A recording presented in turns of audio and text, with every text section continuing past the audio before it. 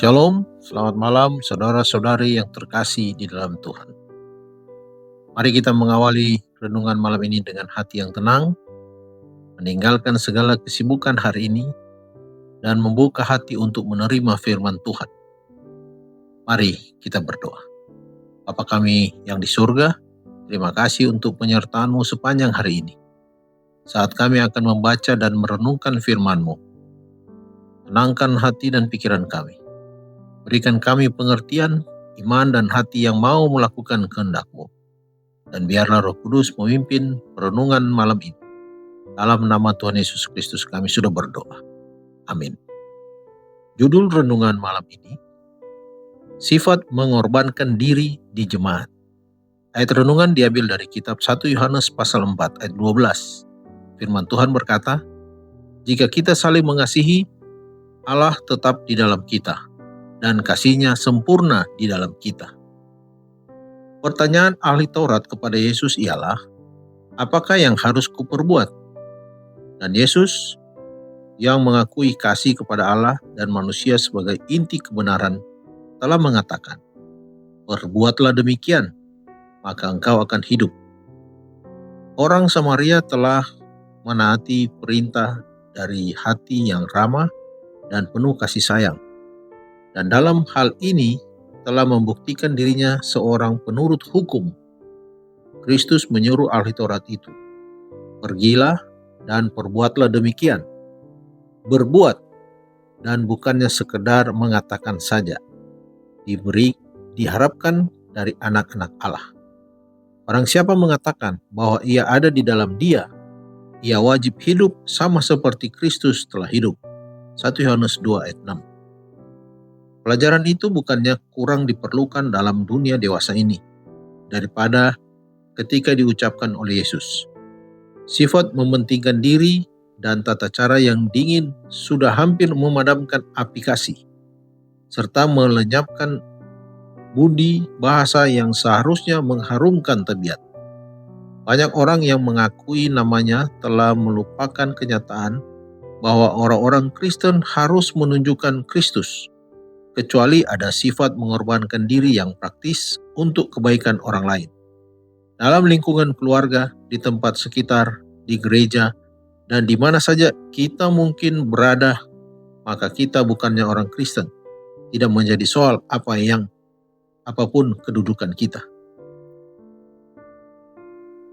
Kristus telah menghubungkan minatnya dengan minat manusia, dan Ia meminta kita untuk menjadi satu dengan Dia, guna menyelamatkan manusia. Kamu telah memperolehnya dengan cuma-cuma. Karena itu berikanlah pula dengan cuma-cuma. Matius 10 ayat 8. Dosa adalah yang terbesar dari segala kejahatan. Dan kitalah yang harus mengasihani dan menolong orang berdosa. Banyak orang yang berbuat salah dan yang merasa malu dan bodoh. Mereka lapar akan perkataan yang memberi keberanian. Mereka memandang pada kesalahan dan kekilafan mereka, sampai mereka hampir putus asa. Jangan hendaknya kita melalaikan jiwa-jiwa ini. Jika kita orang Kristen, kita tidak akan melewatinya saja. Seraya berusaha sedapat-dapatnya untuk menjauhi orang-orang yang paling memerlukan pertolongan kita. Bila kita melihat orang-orang yang dirudung malam, baik oleh malapetaka maupun oleh dosa, maka kita tidak pernah akan mengatakan, ini bukan urusan saya.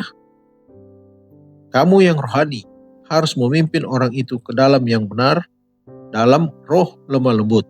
Galatia 6 ayat 1. Dengan iman dan doa, lawanlah kuasa musuh. Ucapkanlah perkataan iman dan keberanian yang akan menjadi obat penawar bagi orang yang hancur dan luka. Banyak sekali orang yang telah kehilangan keberanian dan putus asa dalam pergumulan kehidupan yang besar. Ketika satu kata kegembiraan yang ramah akan menguatkan mereka supaya menang. Jangan sekali-kali kita melewati jiwa yang sedang menderita tanpa berusaha memberikan penghiburan kepadanya, yang dengan itu kita dihiburkan oleh Allah. Dikutip dari buku Alfa dan Omega jilid 6, halaman 120-121. Mari berdoa. Bapa kami yang penuh kasih, terima kasih untuk firman-Mu yang telah kami baca dan renungkan malam ini. Ajarlah kami memiliki hati yang rela berkorban, rendah hati dan tulus dalam melayani jemaat, sebagaimana Engkau telah memberikan diri-Mu bagi kami. Berkatilah pelayanan kami agar menjadi berkat bagi sesama dan membangun kesatuan jemaat. Ampunilah setiap kekurangan kami dan mampukan kami untuk melayani bukan demi kepentingan diri sendiri, tetapi demi kemuliaan nama-Mu.